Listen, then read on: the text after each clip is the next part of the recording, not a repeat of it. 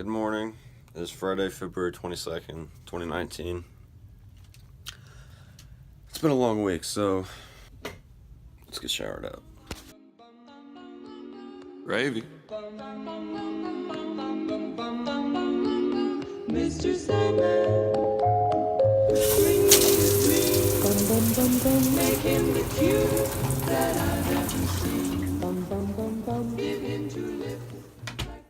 So we are cleaned up and ready for action.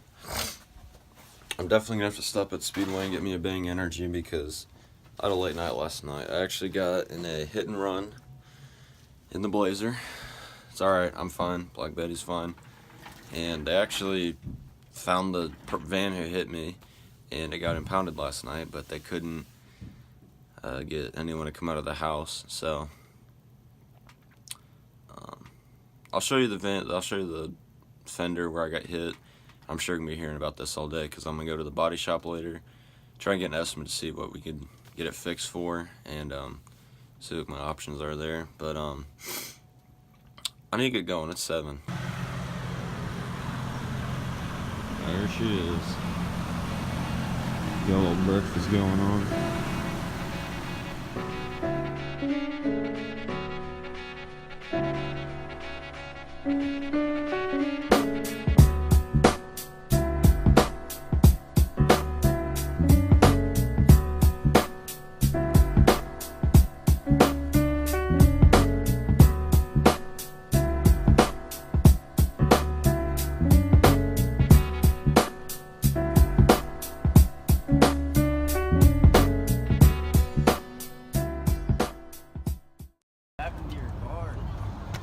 Well, you see, someone forgot how to drive. Dang. That looks really bad on camera. Someone forgot how to drive. Yeah. Dude, I think I can use this SE to record. Oh, look at that. So neat. Dude, someone forgot how to drive. Yeah, it's probably gonna cost, I don't know how much to fix. That's crazy. Mmm. 750, we gotta go. It's rubbing the fender panel against the door panel right here. You can see it's kind of taking off the paint a little bit. I mean, it's a mess, but it's kind of taking off the paint. But yeah, that's what we're working with right now. Jackie's recording me from the inside. So we're seeing a big problem with the window, or not the window, but the door here. But I got a hold of Greg at the collision center. Well, I didn't get a hold of him. I got a hold of a lady to give my name and number because I think he'll remember me from the dealership. And I'm gonna run over there before work, get a little estimate on the price of a little repair for at least so the door doesn't rub like that when I open and close it. I'm not too worried about the dents because I can just pop those out or maybe find another fender off a Trailblazer to pick apart or something. But I still need to sit down and explain the whole accident thing, but I'll get there in a little bit. But right now, I'm going to Speedy's, fuel up a little bit before work. Alright, so it is now March 14th. It has been about 3 weeks since the old hit and run incident, but I'm just now getting around to recording this explanation of what exactly happened on February 21st, that night when I was going home from work. And it's like 11:20 right now, so I'm feeling pretty beat up, and it's been a long week. We got Jackson on FaceTime over here. So let's get into this. So it was Thursday, February 21st. I was leaving home. I was heading home from work for Andy Moore Chevrolet, beautiful Plainfield. Good old day at work, and so what happened? So I was driving home my usual way from Plainfield, getting on Ronald Reagan, pretty much right next to the dealership over there in Plainfield, and I was just going. I mean, the speed limit's like 45, so I mean, I'm going like 45, 50, just straight through Plainfield into Avon, and pretty much almost into Brownsburg. I'm going, and I get to the light right by Claremont. I forget which road it is exactly that the intersection is, so I go. And this is like the new section of Ronald Reagan that they just finished like a year ago that goes from Brownsburg right into Avon. So I get on there, and I'm I'm just going speed limit.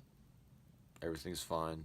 There's like a utility truck or like a van, like maybe 2 car lengths ahead of me. I'm in the left lane just going towards Brownsburg, and this van's in front of me, so I'm keeping some distance. And then I'd barely crossed over the intersection, and this big dark minivan comes up out of nowhere in the right lane and just starts merging before he's in front of me. So the entire rear quarter panel of the driver's side of that minivan scraped from like probably about halfway down my passenger side door all the way up to the front fender and even to the bumper a little bit. I thought it was a lot worse than what it ended up being because the way it sounded and the way he hit me. And so I pulled over right in the middle of where these 2 lanes go this way and the other 2 lanes come this way. There's the median there.